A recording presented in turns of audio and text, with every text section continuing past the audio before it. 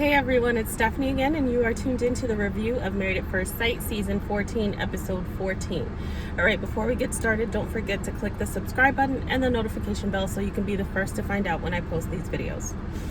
Alright guys, this week's episode was them going to the couples retreat that they've done a few seasons now, where they all get this really nice space and they do activities separately and also together, and it's really to kind of have cohesion amongst the couple so they can discuss things and have support, which in some ways is quite helpful, but then they're also able to kind of hash out some of their issues independently and in a different environment, because you're on vacation or you don't have the stress of kind of like the everyday stuff, so you're able to focus on those things that maybe you brush under the rug.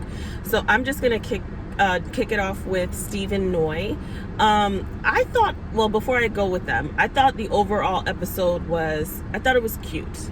Do I think they have the best content this season? No. The most interesting? No. But I thought it was cute. There were times that I laughed out loud, watching Michael and Jasmina, and they have a very playful dynamic. Watching Katina and Ola at the farm with the animals. I mean, it was like a very funny, there were like funny moments in the episode, and obviously there were some moments that were not so funny. So I thought the overall episode was cute. I thought the group dynamic was good, in the way that they kind of listened to each other, supported each other, shared with each other, and even like an unlikely pairing, like when Lindsay kind of has her moments and Olajuwon is the one to kind of help her up the stairs. Obviously if you've been watching this season, you wouldn't think that those two would be the one to connect and he would be the one to kind of jump in. So there was like good episode, there was like good, a good dynamic, I think, overall in this episode. All right, Steve and Noi. I'm going to say that I don't think that Noi deserves Steve. Steve's like storyline here is that he doesn't have a job, but I've said from the beginning, and a lot of us have said, maybe Steve has some stuff going on. He has savings. He doesn't want to do things traditionally. There's entrepreneurship. There's so many things, and it's just a matter of what Noi wants or doesn't want, what she can see her being flexible with or not being flexible. And I said a few weeks ago that at this point it's not necessarily about Steve having income, because if that's the issue, and Steve has said in various ways, after party, on the show, they probably had conversations behind the scenes that he has the income, then it's her wanting a more traditional setup, and that's kind of what she trusts, a job, the way that she wants to see him have the job, and so on and so forth. However, watching Noi throughout this season, she presents very well, but she's not really ready for marriage. She's not really ready for merging her life with someone, for compromise, for leaving, her single self behind. They have the conversation again, and she's very selfish. They have the conversation again about social media in the car. She still does not, she wants to win, and that's a thing that you have to be mindful of in your relationship. Is the goal to continue the marriage and find compromise and grow together, or is the goal to win? And those things don't always work parallel together. You have to decide, and that's really where that whole phrase of "I'll be the bigger person" comes. It's not necessarily something that you always want to do, but when you're in a relationship that you want to be everlasting, then there are some times that you're going to have to get over yourself, or sometimes that you're going to maybe compromise and respect your spouse's boundaries or wishes. It doesn't necessarily have to align with what you like or what you think is significant, but it's about the respect for your spouse and therefore the respect for the union. So she still is just arguing, he's basically saying, you're not respecting how I feel. I'm telling you that something's hurting me. That's something that's very significant. It's not your partner just saying, I'm upset that you did this, but it's, if it hurts me, that speaks to a different emotional space. And for her not to honor that and to really hear him, and she was boohooing a few episodes ago about not wanting to hurt him like that ever again, but she's doing it just in a different way. And for him to say, hey, I've said that it hurts me, Pastor Cal has talked to us and said how destructive social media can be if it's used in the particular manner. And for her to say, well, you don't understand my need to not be censored. Like, girl, grow up. I am so sick of her. I really am. And the irony is her wanting to avoid having that conversation at the table. First of all, I think the retreat is the time for them to kind of like, as a group, talk about some of the stuff that's going on in their marriage and use each other as a support. If it's framed correctly and not just an argument at the table, but here is where we're struggling. This is what the group retreat is for. Like, if I did a group retreat, which a lot of people have asked me to do, we wouldn't be around a fire pit, avoiding what you all came for. Like, let's talk about it in a way that is healthy, in a way that offers support, offers different perspectives. Because sometimes your spouse can tell you something and you just, because it's your spouse, you just don't hear them anymore. And then somebody else says the same thing and it's like a light bulb. It isn't fair, but it is what it is.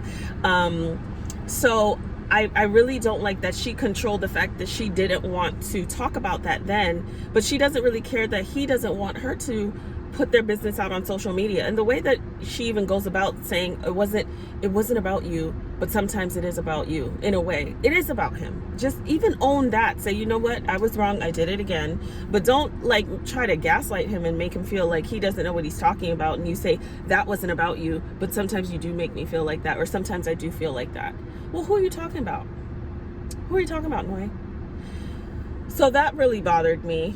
And, you could see that he was pushing to want to have the conversation at the table. And I'll say that if your spouse is not comfortable with having a conversation in front of people, obviously you don't do it. You don't push for it. But I feel like Steve is just like begging for someone else to support him, because he's with this wall of a person who's just not going to even consider that she may be wrong. Like, she just may be wrong about this. And so that need to kind of like tiptoe around it. And still, he didn't go as far as he could. I felt like that was like a cry for help for him.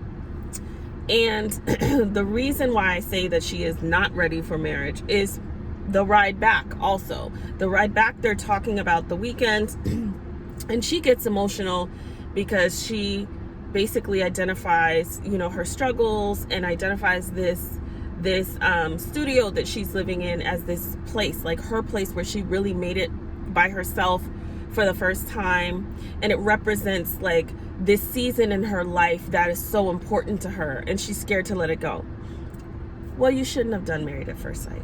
Like, I really wish I could just sit across her and just say, I get that, but then you shouldn't have done this show. Because in signing up for the show, in deciding to get married, you decided to forego this season of your life to move on to the next season. You can't be married and single at the same time. Quote me on that.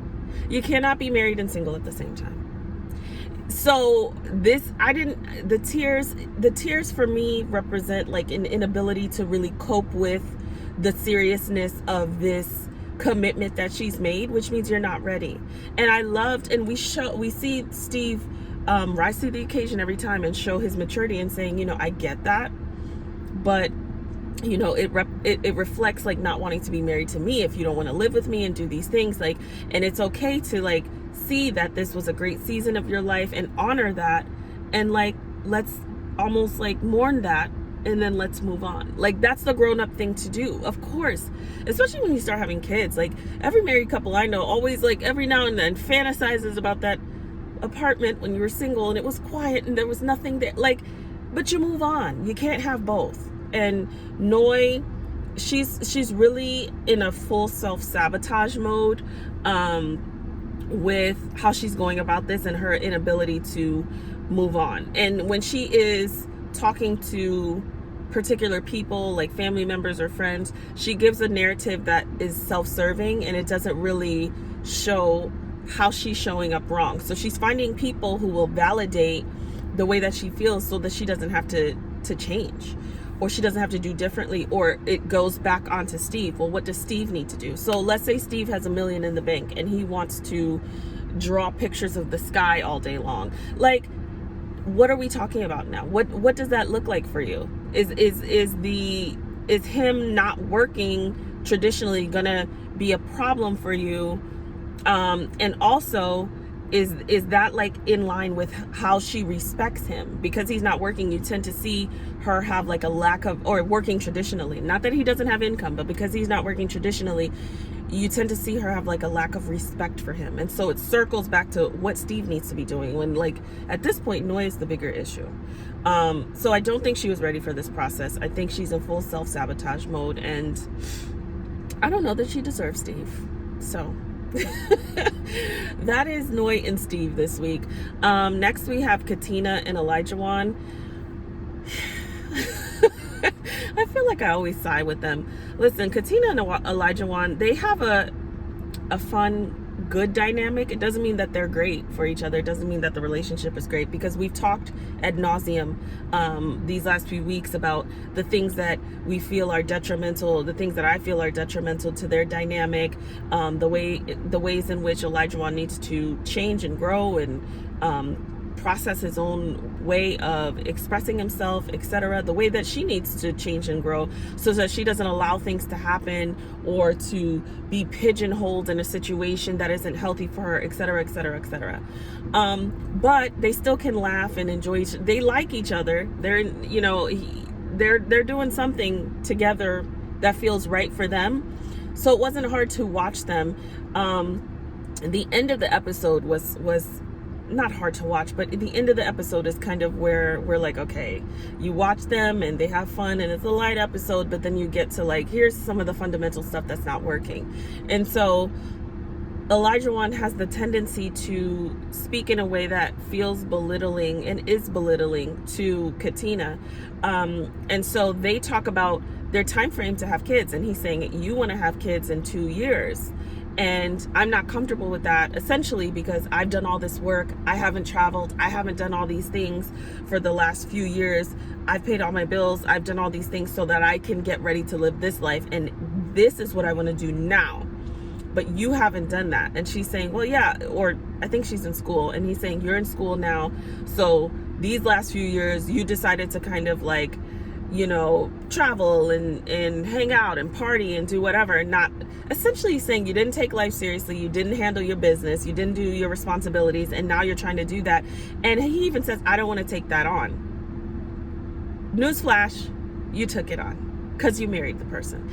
When you get married, you take on each other's stuff, whether you want to or not.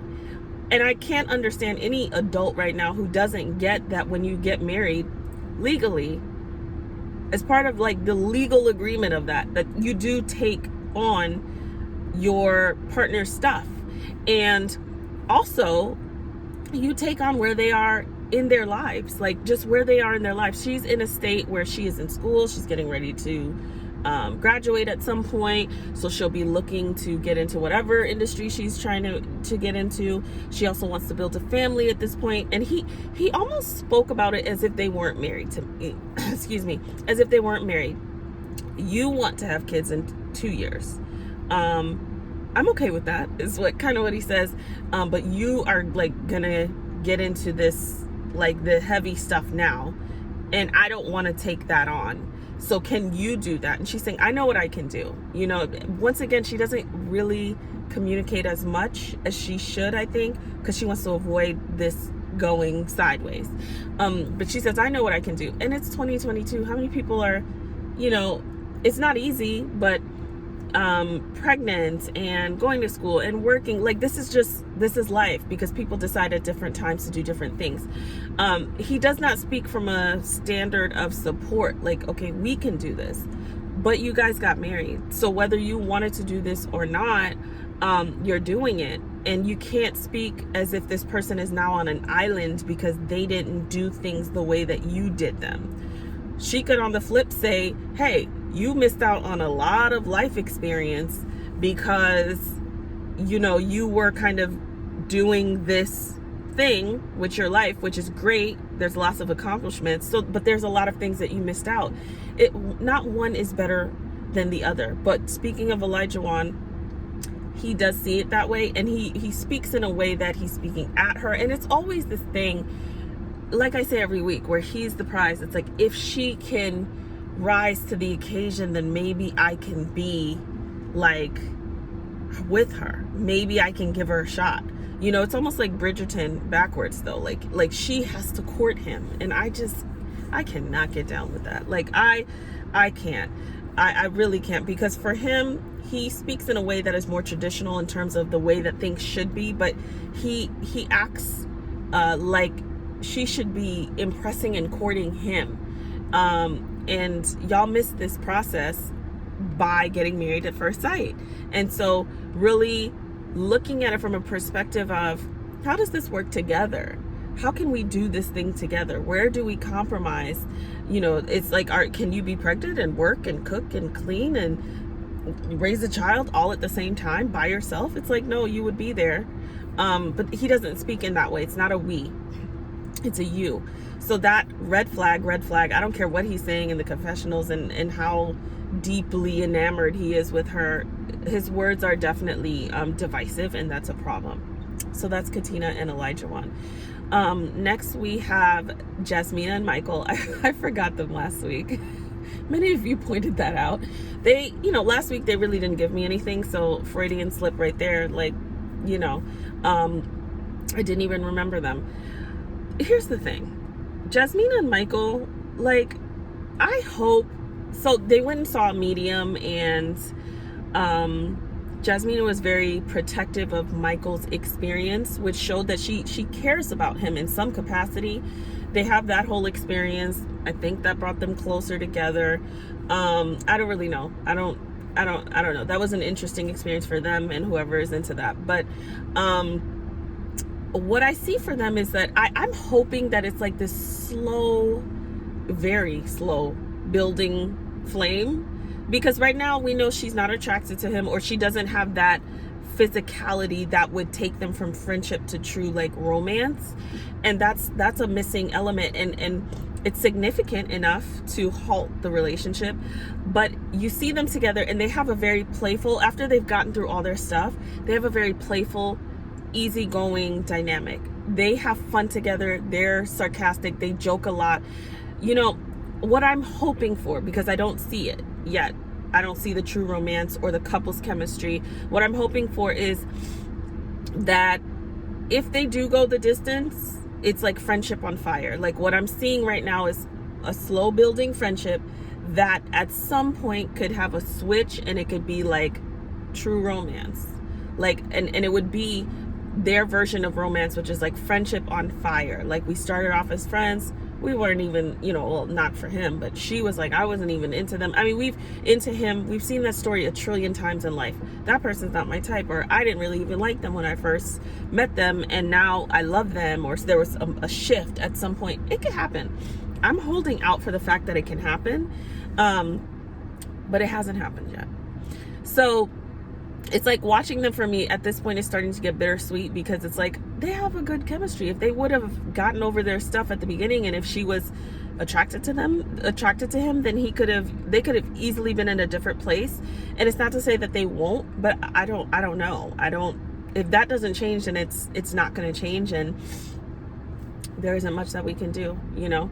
But they are like this beautiful couple, and I think watching them not get into it all the time and just be so easygoing and joking and almost being a team, and when they were talking at the table and them holding hands, it's just like the romance in me is just like hoping. It could be wishful thinking, but I'm hoping. It's not over until it's over. So that's Michael and Jasmina. Last but not least, we have Lindsay and Mark. So Lindsay and Mark, listen, I don't think either of them need to be married right now. I think that, and marriage is a true mirror. Marriage is an actual mirror. And there's only things that you can see when you get married. You can prepare. There's some work that you can do to, you know, some self-work to make sure that you are as equipped as need be to face the challenges of marriage and get through them successfully.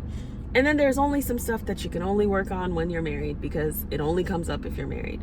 And they have a lot of stuff going on. Lindsay has a lot of trauma, a lot of hurt.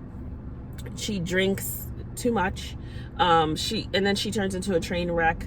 And then she operates from hurt. even though she tried to do better this time, but it's quick. It's her energy changes very quickly. And although she may not be yelling, it's still coming not necessarily from a place of, you know, it's in between. It's not anger, but it's not also like the transparency or vulnerability of hurt. Mike, I was gonna call him Mike. Mark, listen, Mark is like the quieter offender to me. So in relationship dynamics where you have the one who is louder or more aggressive or more of the, you know, out there extrovert, that person usually gets the hard judgment because they put themselves out there. And so that other person tends to, oh, you know, that's tough for Mark. I can't believe that, you know, Mark has to deal with that. But Mark has his own issues too. Like that quieter person has issues too. It doesn't really manifest as loudly. But I think Mark is not ready for marriage too. Mark has a lot going on. Mark doesn't communicate really well. He kind of shuts down. We've seen in other episodes where she's genuinely wanted, you know, some reaction from him, and he just sits there like a milk dud. Like he's not doing anything. He's not engaged. And I know that he isn't really into her. Like I can tell he cares about her maybe as a person, but I don't think he really cares about her romantically. But I was looking at the episode last night and I was thinking, like, if Mark was really into this girl, would he know how to show up? Because I don't think he even knows how to show up properly in a relationship. They both have very heavy family dynamics in backgrounds that are showing themselves, unfortunately, in negative ways in their relationship dynamic, and they don't know how to get off this hamster wheel. And he is just quieter in his offenses, but he's not really perfect. No one is, but he's not perfect at all. And in some ways, Lindsay, although she has many issues, she loves hard and quickly and strong, and she has taken on a lot of things with his family and things going on with him. And I think because he is not truly into her, she is like pouring into a hole with a bucket in it. And so she's doing all of these things and she's not even getting the affirmation that she's looking for. And he teeter-totters and he goes back and forth because she's been saying the same things for the last few episodes about his inconsistency and hot and cold. Really, she's been saying that since the honeymoon. So something is there. So Mark is not really ready either. She just tends to be more explosive, and then she throws darts when she feels hurt. We saw that in the group dynamic where everybody voted for her to be, I forgot what it was, but no surprise there. But Mark has some work to do too, and it's just, I don't see them working out. But I don't know that they will work out with anyone right now, because there's a lot of ways that they present in a relationship that is truly connected to their trauma, and that does not create a great or strong foundation for any type of relationship. But it's nice to see after a train wreck of a night that when she doesn't feel well, he steps up, and because that's what marriage is. You can get into an argument and then you got to keep it moving. So he steps up, he takes her to wherever he took her. She started feeling better. She apologized. I feel like the apologies between them are just like, okay, here's another one, you know, DJ Khaled, because it's like they get into these arguments and then it's another quick apology and turns it around. There's this deep conversation, and then they have a few good moments, and then they do it all over again. But it was good to see, just on a human level, that when something is important, they rise to the occasion. But they have a lot going on. Like, I don't really see them working out without like heavy mediation. But even then, they have their own individual stuff to work through before they could really get into being with someone else, and the responsibility of that, the emotional and mental responsibility of that. So yeah, we're getting towards the end now, guys. So let me know what you guys thought. As always, don't forget to comment, share, and subscribe. And I'll see you guys next week. Everyone have a wonderful weekend.